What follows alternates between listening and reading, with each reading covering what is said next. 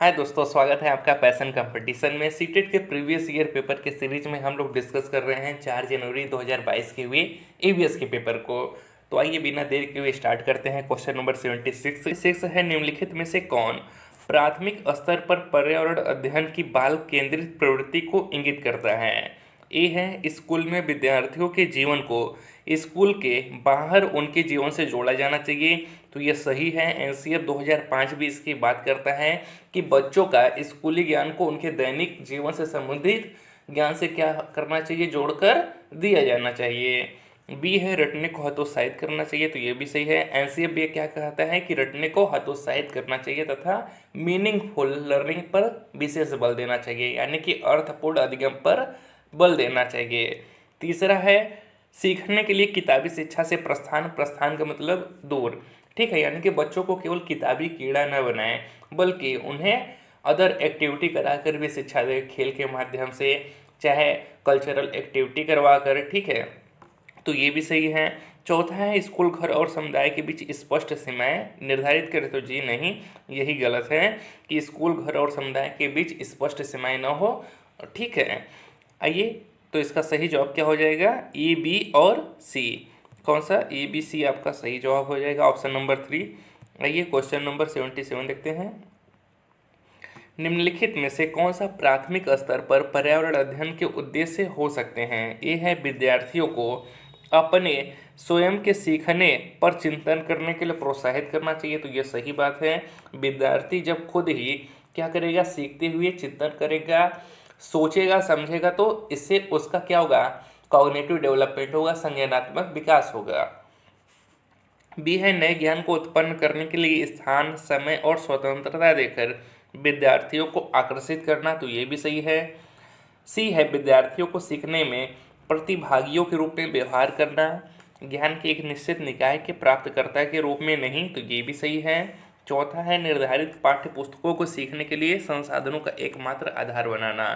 तो यह गलत हो जाएगा। केवल आपको बच्चों को किताबी कीड़ा नहीं बनाना है, केवल पाठ्य पुस्तक के माध्यम से ही नहीं सिखाना है, बल्कि क्या करना है, अलग अलग विधियों का प्रयोग करके उन्हें सिखाना है। तो सही जवाब क्या हो जाएगा, ई, बी और सी, ऑप्शन नंबर 1। ये क्वेश्चन नंबर 78 देखते हैं। क्वेश्चन नंबर 78 है, प्राथमिक स्तर पर पर्यावरण अध्ययन के संबंध में निम्नलिखित में से कौन सा कथन सत्य है। तो कौन सा सत्य है, वह है आपका ऑप्शन नंबर 1 कि कक्षा 3 से 5 तक पर्यावरण अध्ययन एक विषय रूप में विज्ञान, सामाजिक विज्ञान और पर्यावरण शिक्षण की अवधारणाओं और मुद्दों को क्या करता है, एकीकृत करता है। प्राथमिक स्तर पर पर्यावरण अध्ययन बच्चे के बौद्धिक विकास में क्या करता है, सकारात्मक परिवर्तन और उनकी सोच में प्रगतिशीलता लाता है। तो सही जवाब होगा ऑप्शन नंबर 1। आइए क्वेश्चन नंबर 79 देखते हैं। क्वेश्चन नंबर 79 है, क्वेश्चन नंबर 79 है, ईवीएस की कक्षा में निम्नलिखित में से किस एक को कम किया जाना चाहिए। तो किसको कम किया जाना चाहिए, आपके विवरण को कम करना चाहिए, ठीक है, क्योंकि विवरण प्राथमिक स्तर की शिक्षा को बोझिल बना देता है, जिससे क्या होता है, बालकों का पर्यावरण अध्ययन के प्रति रुझान कम हो जाता है। तो ऑप्शन नंबर 4 सही होगा। आइए क्वेश्चन नंबर 80 देखते हैं। प्राथमिक स्तर पर ईवीएस सीखने के लिए वास्तविक चुनौती क्या है। तो क्या है, वह है आपका विद्यार्थियों के लिए खुद को व्यक्त करने के अवसर, ठीक है। प्राथमिक स्तर पर ईवीएस सीखने के लिए वास्तविक चुनौती होता है विद्यार्थियों के लिए खुद को व्यक्त करने का अवसर। इसलिए प्राथमिक स्तर पर बालकों को इस प्रकार शिक्षा प्रदान करनी चाहिए ताकि यह अपने आप को व्यक्त करते समय किसी समस्या से ग्रस्त ना पाए, ठीक है। आइए क्वेश्चन नंबर 81 देखते हैं। क्वेश्चन नंबर 81 है, प्राथमिक स्तर पर ईवीएस के पाठ्यक्रम में निम्नलिखित में से किस थीम में उप थीम शामिल है। तो किस में शामिल है, वह है आपके परिवार और दोस्त में। प्राथमिक स्तर पर ईवीएस के पाठ्यक्रम में परिवार और दोस्त थीम में उप थीम सम्मिलित है। इसका प्रमुख कारण परिवार और दोस्तों का अन्य विषयों से संबंधित होना है। आइए क्वेश्चन नंबर 82 देखते हैं। क्वेश्चन नंबर 82 है, ईवीएस में प्रामाणिक एवं सार्थक शिक्षण दिया जा सकता है किसके द्वारा, ए, वर्णन द्वारा, बी, वास्तविक संवाद द्वारा, सी, प्रयोगों के प्रक्रिया द्वारा, या डी, सही और गलत के रूप में विद्यार्थियों द्वारा दिए गए उत्तर के आकलन द्वारा।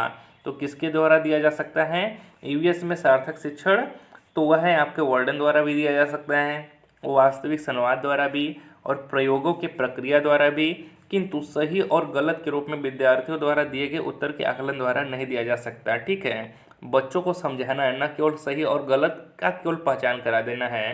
तो इसका सही जवाब होगा आपका ABC। ठीक है, कौन सा? ऑप्शन नंबर 4 आपका ABC सही होगा।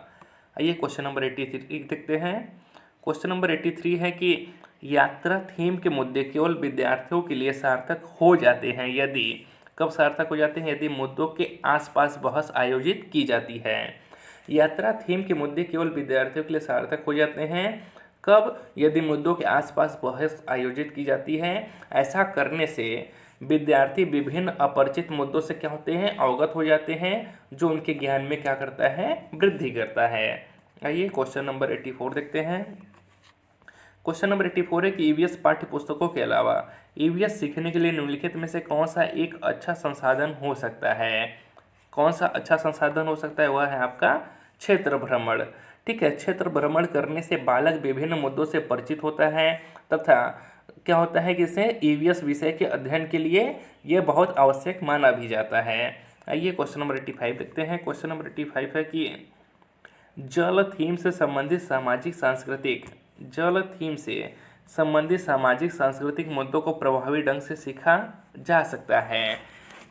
ए, भूमिका निर्वाह द्वारा, या फिर बी, विद्यार्थियों के बीच वास्तविक संवाद के द्वारा, सी, क्षेत्र भ्रमण द्वारा, या डी, प्रदर्शन और गृह कार्य द्वारा। तो इसका सही जवाब जो है वह है ए, भूमिका निर्वाह द्वारा भी, और बी, विद्यार्थियों के बीच वास्तविक संवाद के द्वारा भी, तथा सी, क्षेत्र भ्रमण के द्वारा भी। ठीक, जबकि डी आपका गलत है, तो ABC सही हो जाएगा। प्रदर्शन और गृह कार्य क्या होता है? द्वारा छात्र को सामाजिक और सांस्कृतिक मुद्दों को सिखाया नहीं जाता है, जबकि ABC द्वारा सिखाया जाता है। आइए क्वेश्चन नंबर 86 देखते हैं। क्वेश्चन नंबर 86 है, ईवीएस पाठ्य पुस्तकों में शामिल है। ईवीएस सीखने के लिए वास्तविक कहानियाँ, कथाएं और वास्तविक घटनाएं, क्योंकि ए, वे सूचना और सीखने का एक समृद्ध स्रोत है। सही बात है। बी, वे विद्यार्थियों, शिक्षकों और समुदाय को क्या करती हैं? प्रेरित करती हैं। ये भी सही है। तीसरा है, वे हमें अनुभवों को फिर से देखने का अवसर प्रदान कर सकते हैं जिससे हम परिचित हैं। ये भी सही है। डी है, वे शिक्षकों के लिए ईवीएस के शिक्षण शास्त्र को आसान बनाते हैं। तो यह नहीं सही है। ऑप्शन नंबर ABC हमारा सही हो जाएगा। तो कौन सा सही होगा? Option number 4। आइए क्वेश्चन नंबर 87 देखते हैं। क्वेश्चन नंबर 87 है कि ईवीएस के सीखने को मजबूत करने के लिए आकलन का ध्यान केंद्रित होना चाहिए। किस पर?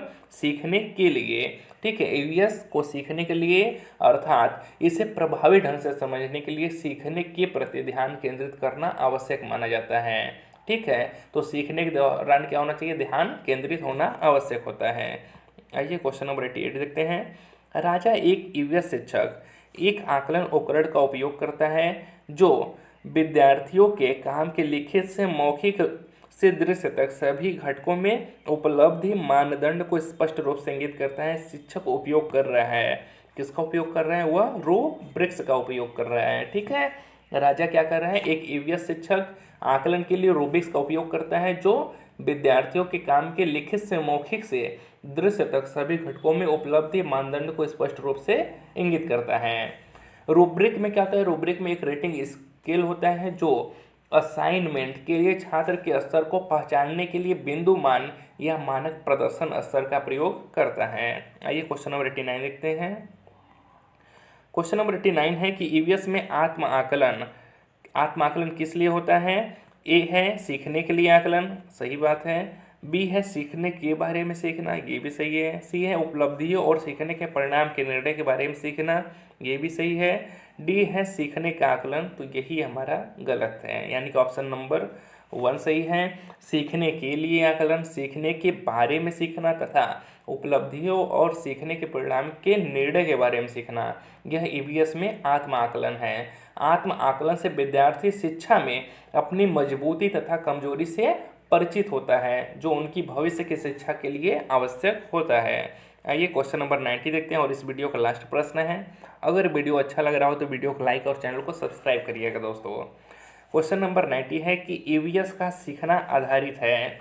ईवीएस का सीखना किस पर आधारित है, तो यह आपका ऑप्शन नंबर 1 सही है, सरल से जटिल के सिद्धांत पर आधारित होता है। इसका अभिप्राय यह होता है कि ईवीएस में सर्वप्रथम सरल शिक्षा दी जाए, फिर उसके बाद धीरे धीरे जटिल विषय पढ़ाया जाए। इसके अंतर्गत क्या होता है कि बच्चा सरल से जटिल की ओर जाता है, जिससे वह आसानी से सीख पाता है। अगर वीडियो अच्छा लगा हो तो वीडियो को लाइक और चैनल को सब्सक्राइब करिएगा दोस्तों। मिलते हैं नेक्स्ट वीडियो में एक नए पेपर के साथ।